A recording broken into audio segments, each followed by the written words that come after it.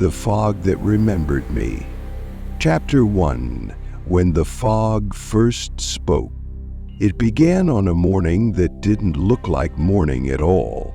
The sun had risen, at least the clock insisted it had, but outside the world remained smothered in thick silver fog. It clung to the trees like wet wool, muted the sound of birds, and pressed against every window of my childhood home like it was waiting for permission to enter. We lived in the kind of town that wasn't marked on every map. A place with one diner, two churches, and a post office that closed early on Tuesdays. Fog wasn't unusual here, but this wasn't like any we'd seen before. It was heavier, denser, and it didn't move, not even with the wind. At first we thought it was weather. By noon things started to change. I was sitting on the porch when I first heard it, soft at first, like someone whispering from far down the road. I stood, leaned forward, but saw nothing. The fog was a wall. The whispering came again, this time clearer and unmistakably strange, because it said my name. Ellis. My breath caught in my throat. I backed into the screen door, heart pounding. I called for my mother. She came out, looked at the fog, then at me, and frowned. "You all right?" she asked. I nodded. I didn't mention the voice. Not yet. I didn't want to sound crazy. The rest of the day passed in an eerie lull. Our neighbors stayed inside, the streets were quiet, even the dogs weren't barking. I kept expecting the fog to burn off with the afternoon sun, but it didn't. It only thickened, curling closer like it was listening. I walked from window to window that evening, trying to catch a glimpse of something moving, anything. But the fog just stared back, motionless and endless. We ate dinner in near silence. My mother seemed distracted. She kept checking the back door as if waiting for someone to knock. I wondered if she had heard it too, but was too afraid to ask. That night, I lay awake long after the house had gone quiet. I counted the seconds between the creaks in the walls, the occasional rustle of windless leaves outside. My eyes refused to stay closed. I kept looking at the corner of the room where the fog would surely leak in if it could. At 2:14 a.m., the whisper came again. Only this time, it wasn't outside. It was in my room, right beside my bed. The fog hadn't entered physically, but its voice had. "Ellis, I remember you." I turned my head slowly. The voice wasn't like the ones I'd heard before. It carried weight, familiarity, pain, and longing. I didn't scream, I didn't move, because somehow I remembered it too. Not the voice, but the feeling of being known by it. That's when I understood something that rattled deeper than fear. The fog wasn't just something outside my window. It was something I had known once, and it had finally found its way back to me. Chapter 2. Faces in the Mist. The next morning, the fog hadn't moved. It was still wrapped around the town like a heavy coat no one could take off. Visibility was down to a few feet. Trees looked like ghosts, their branches stretching like arms. Every house felt smaller, like the fog had compressed the space around it. I stood at the window with my cereal untouched, watching the street outside. The cars parked along the curb were barely visible, but something else was. Shape. At first I thought it was a trick of the light, just shadows swirling in the gray. But then one of them turned. It had eyes, or something like eyes, faint glimmers in the haze, watching, not blinking. I stumbled back. My mother looked up from the sink. "What is it?" "There's someone outside," I said. She dried her hands and walked over. But when she looked out, there was nothing there. Just fog. "They're probably just people heading to work," she said. "Fog plays tricks."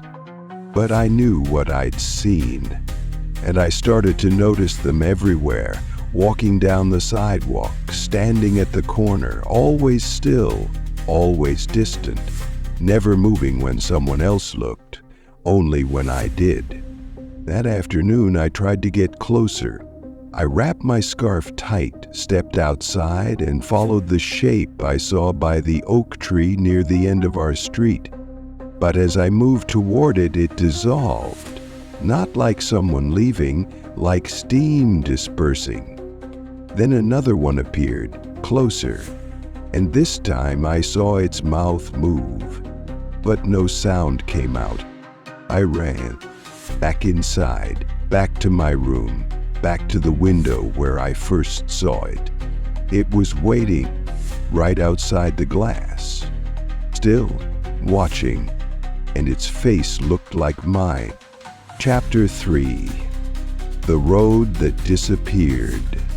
By the third day, the fog had eaten the road. Not literally, but close enough. What used to be a long stretch of cracked asphalt leading out of town was now gone. When I walked to the edge of Main Street, I found the sidewalk simply ended. Beyond it was nothing but a dense wall of gray.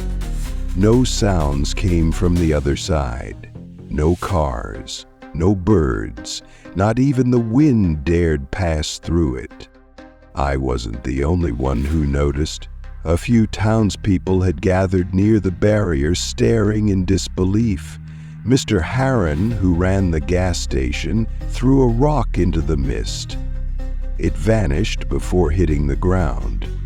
"What the hell is this?" he muttered. No one had an answer. I stayed longer than the others. I had to know. I stepped closer, one foot hovering just above the border where visibility stopped. I could hear it again, faint, like something humming deep in the mist. A voice. "Ellis." I stepped back. That night, I dreamt of the road. In my dream, it stretched forever, winding through fog that pulsed like a heartbeat. I was walking barefoot, the asphalt warm beneath me. All around, I could hear voices. Dozens, whispering, calling. Some I recognized, others I didn't. When I woke, my feet were dirty, and the soles burned.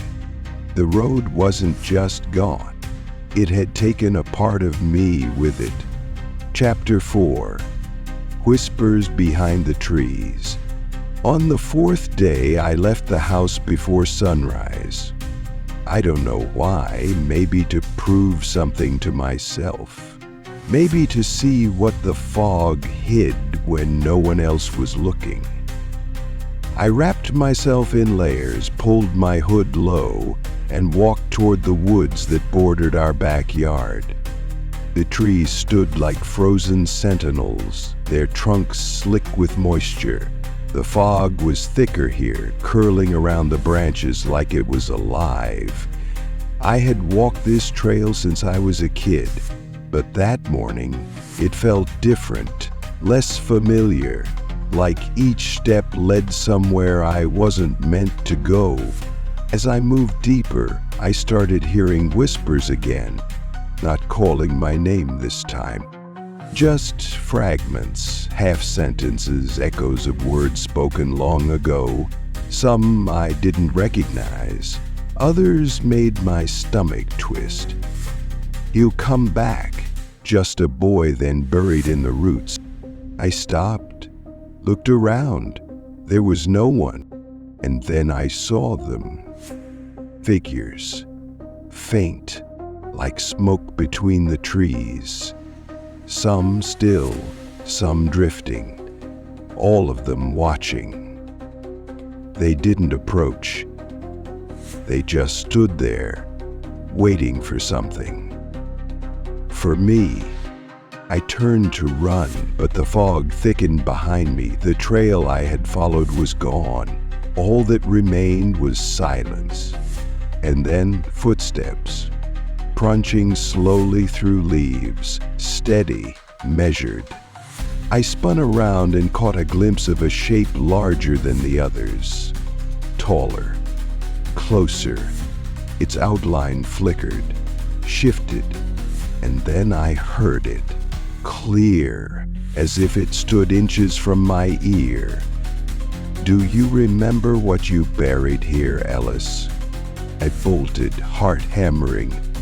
The trees blurred. The fog clawed at my face. I didn't stop until I saw the back porch through the gray. But I didn't look back, because whatever it was, it remembered me. Chapter 5. A name only fog repeats. I stayed inside the next day, but the fog did not. It pressed tighter against the windows, smearing the glass with condensation. Every pane looked as if something had breathed on it. At first I thought it was just the weather, until I saw what had been left behind. There were letters, smudged, almost too faint to read, traced in long, careful strokes. "Ellis, my name." I stepped closer. The word faded slowly, evaporating before my eyes. I wiped the window with my sleeve. Nothing. Later that afternoon, it appeared again, on the hallway mirror. "Ellis."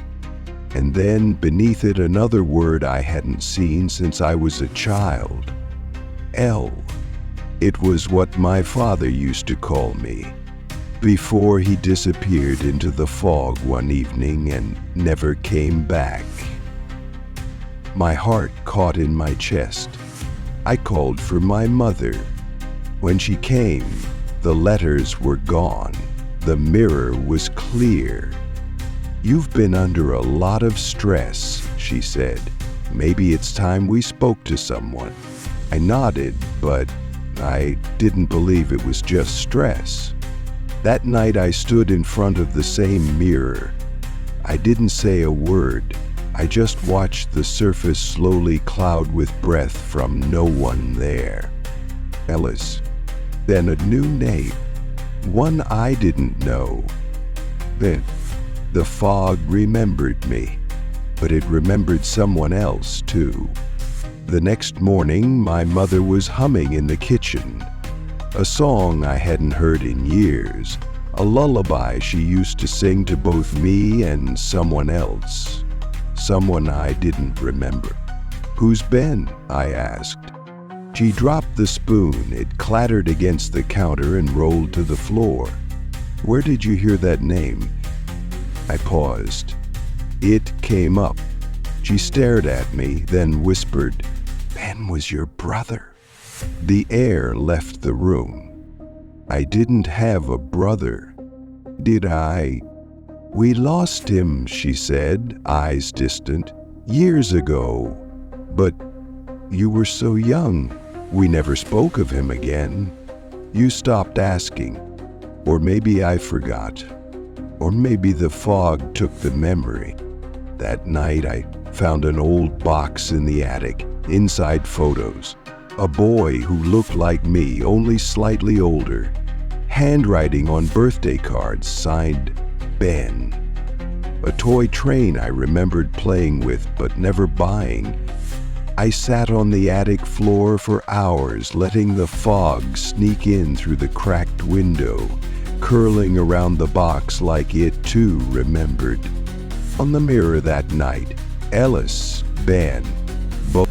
The fog was not just memory.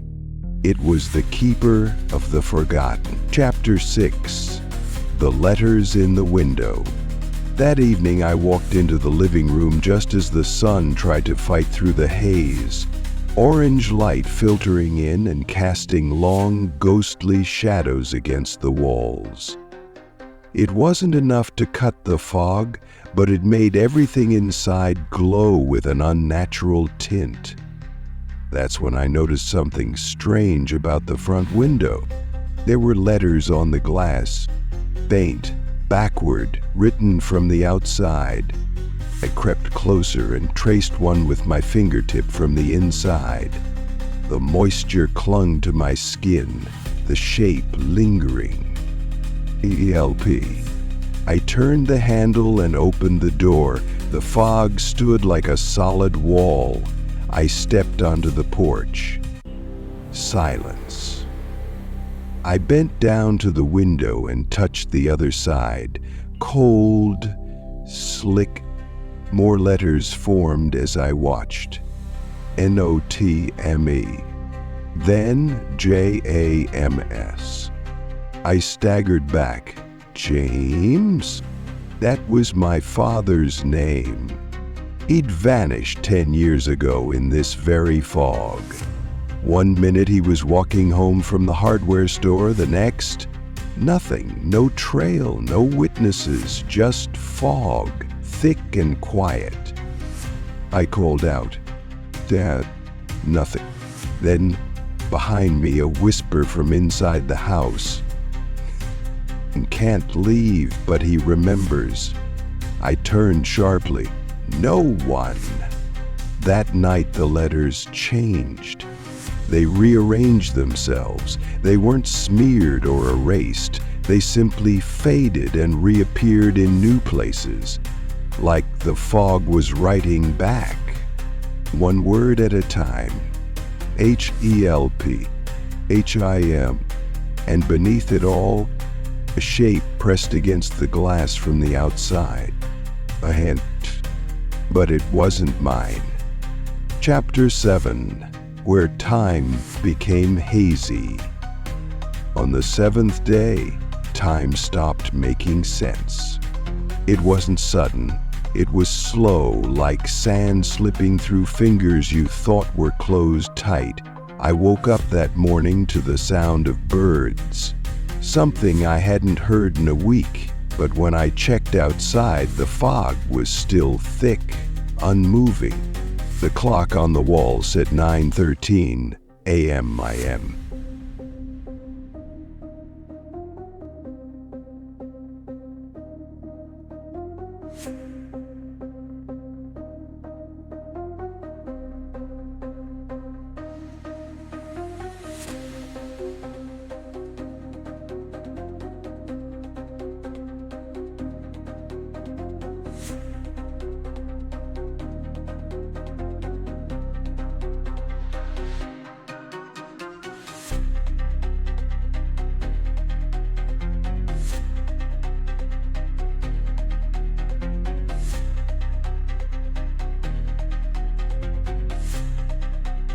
Be sure to follow clock over and over.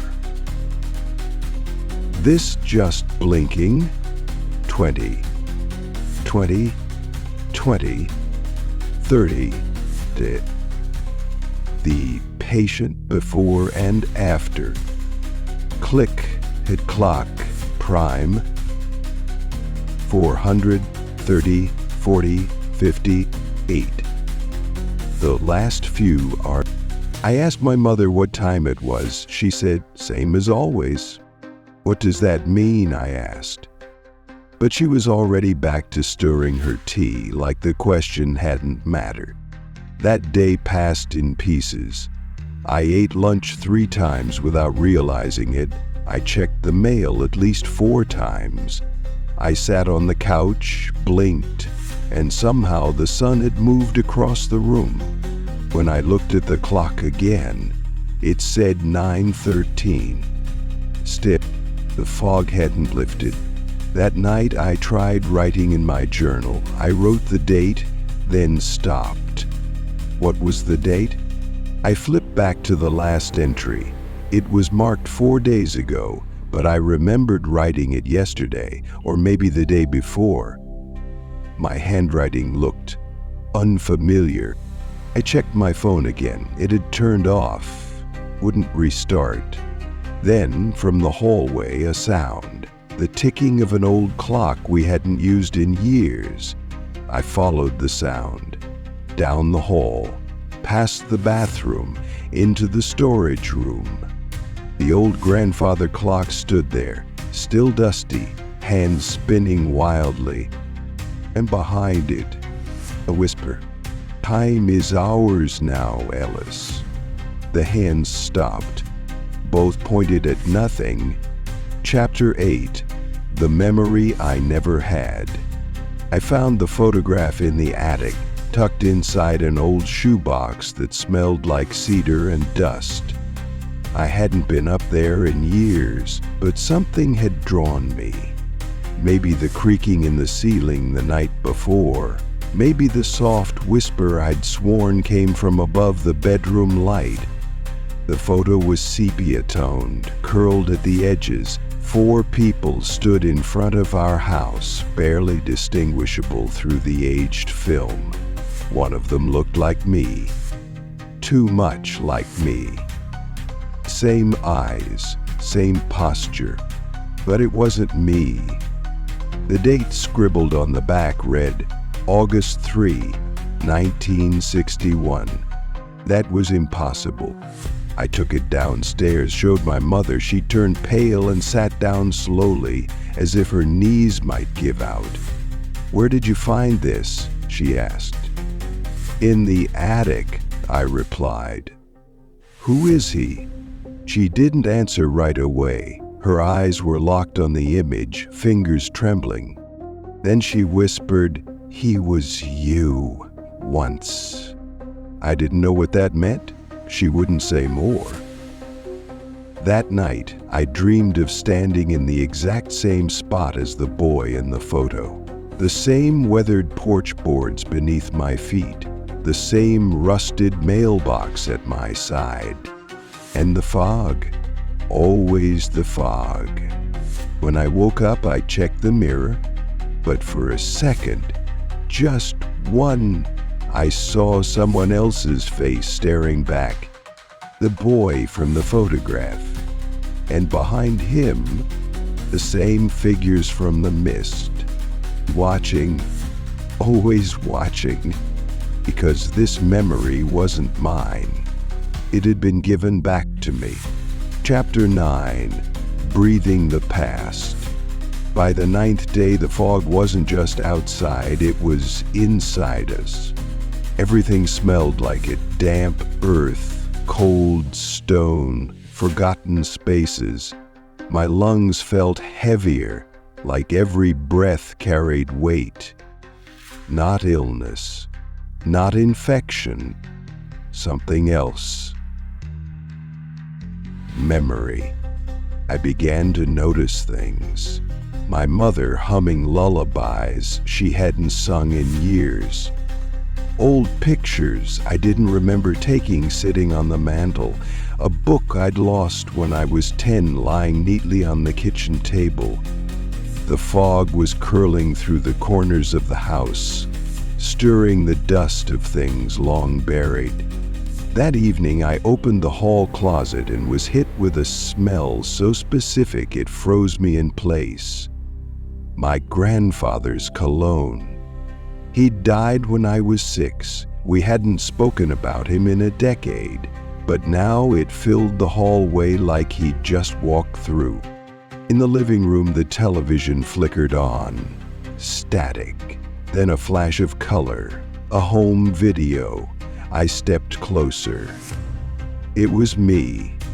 Age 5.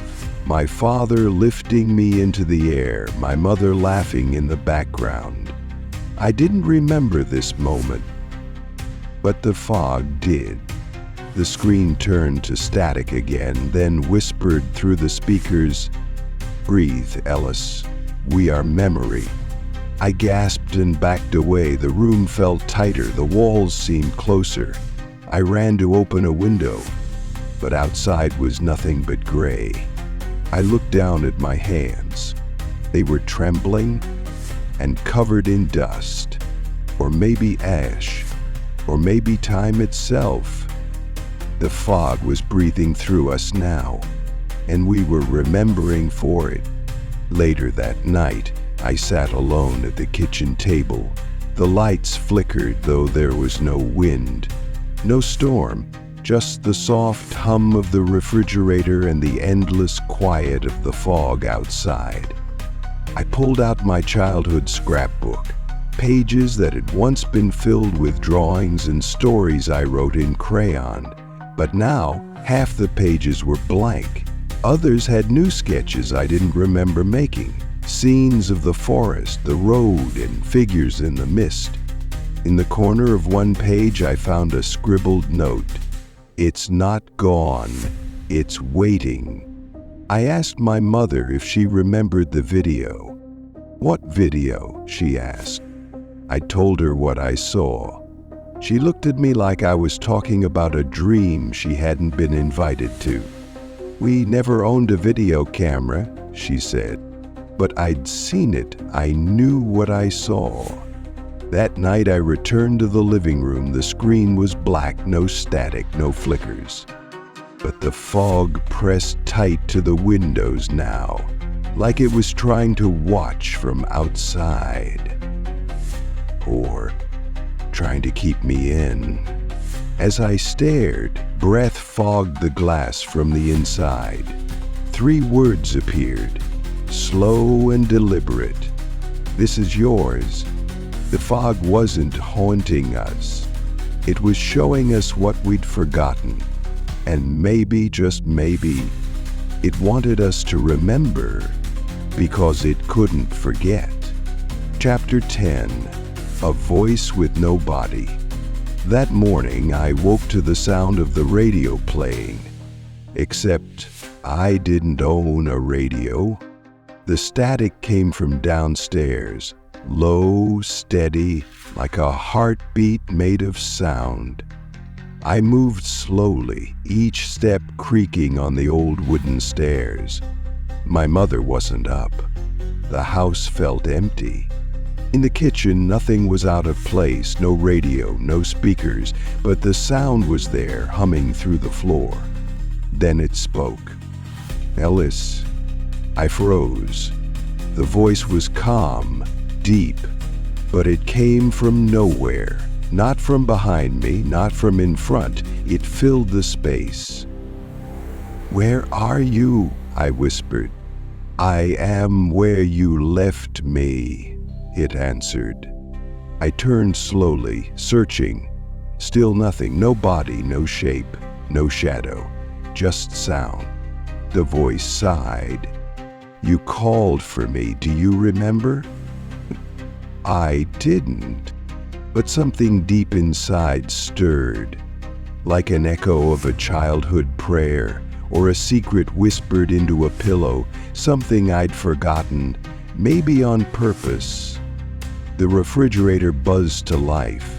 The lights flickered. The radio static grew louder, sharper, then cut off with a snap.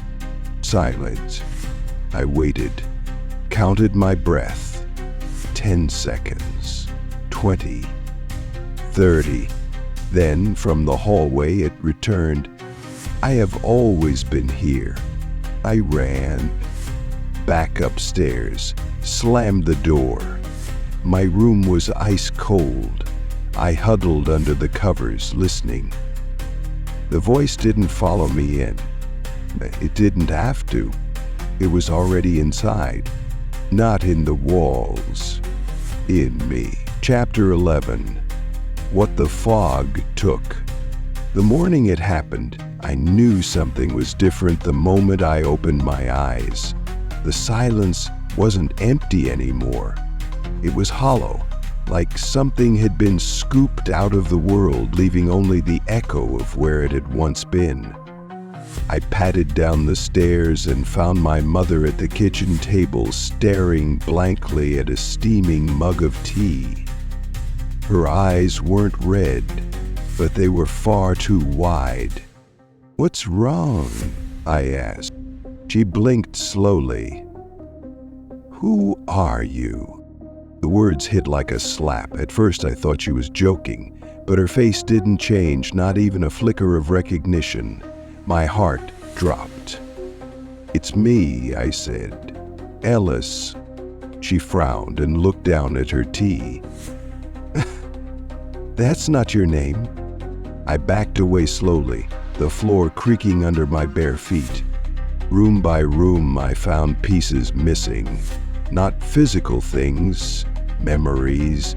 Pictures had vanished from frames. Notes I had written were gone. The calendar no longer marked my birthday. It was like I had been erased. I ran to my room. My drawers were full of clothes I didn't recognize. My journal, the one I'd kept since I was 12, was gone. The only thing that remained was the fog. It clung to the windows tighter now, thicker, like it had found a way inside, not just through doors and vents, but through time. The house didn't smell like home anymore. It smelled like damp paper, old fabric, and something faded. Not rotting, vanishing. I searched the attic, the basement, every box I could find. Nothing. No school awards, no family photos with my name written on the back. My presents had been neatly folded out of existence. At dinner, my mother sat across from me in silence. She chewed slowly, methodically, eyes distant.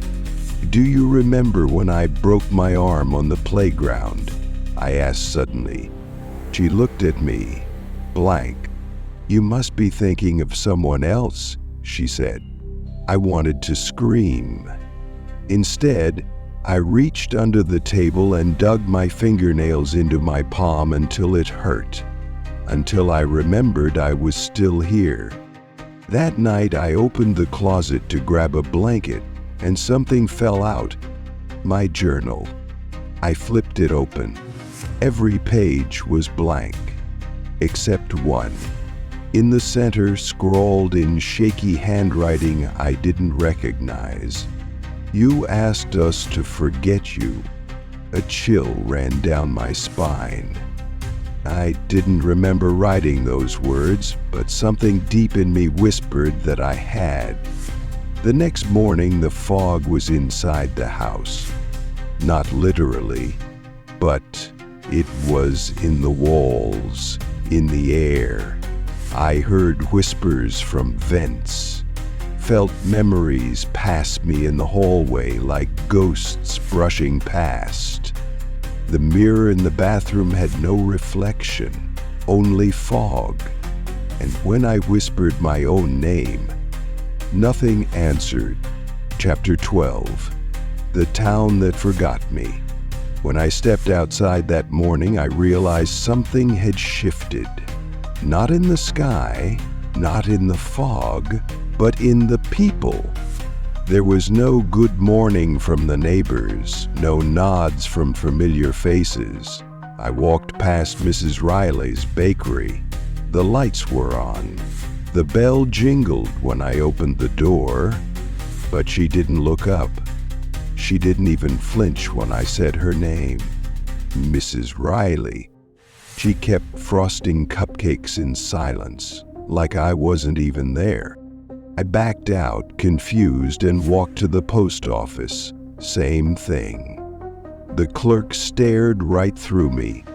At the diner, I waved at Caleb, my best friend since 3rd grade. He blinked at me, blinked again, then looked away. Nothing. No one remembered me. I wasn't a ghost. I still cast a shadow. I could open doors. I could move things. But people moved around me like I was part of the fog now. Something ever-present but unseen. At home, I pulled out my birth certificate. It was gone. I searched drawers, old yearbooks, photos, anything with my name. Every mention of me had faded or disappeared. It was as if the fog had started with the town, and now it had moved on to my identity. That night, I stood in the center of Main Street and shouted, "Hello, I'm still here." No one answered, but the fog did. It curled around my ankles like it was soothing me, or claiming me. And then I heard it, hundreds of whispers, all saying the same thing. "You were never here, Ellis." Chapter 13, I was never alone. I used to think the whispers only came when I was alone. In my room, in the woods, on the porch. But on the 13th night, I learned the truth. I hadn't been alone in weeks. The fog had always been with me. That evening, I lit every candle in the house, unplugged every device, and shut off the power at the main switch. I wanted silence, real silence, a space free from static, from flickering bulbs, from that deep hum that had haunted the air. For the first few minutes, it worked. The house felt like it was holding its breath. I sat cross-legged in the living room, eyes closed, palms on the floor. Then I felt it. Not cold. Wait, like someone was standing just behind me. I turned, nothing. But I stayed still, waited. Then from the shadows near the fireplace, a voice whispered, "You've never been alone, Ellis." I stood up, heart racing. "Who are you?" The fog coiled against the windows. The candles flickered, not from a breeze, but as if the flame itself had flinched. "Look closer," the voice said. I walked to the hallway mirror. There were handprints on the glass. 1, 2, 5, too many to count. All small, all familiar, and as I watched, they began to move, sliding down the surface like tears. "You called us here," the voice said. "We came to remember with you. We came to stay." Then I saw them, reflections of people who weren't in the room, standing behind me, watching. I blinked. They were gone, but the handprints remained, and my reflection whispered, "We never left." Chapter 14, The Mirror in the Fog. I used to think mirrors only showed what's in front of them, but in the fog, even glass lies. That night, I was drawn to the upstairs bathroom, the one with the wide old mirror that had always felt slightly off-center. I hadn't used it in weeks, ever since I caught a glimpse of something in the corner that shouldn't have been there. But something called me. The air inside was colder than the rest of the house. The mirror was fogged even though there was no steam. I wiped it clean, expecting my reflection. What I saw instead made me freeze. It was me, but not today's me.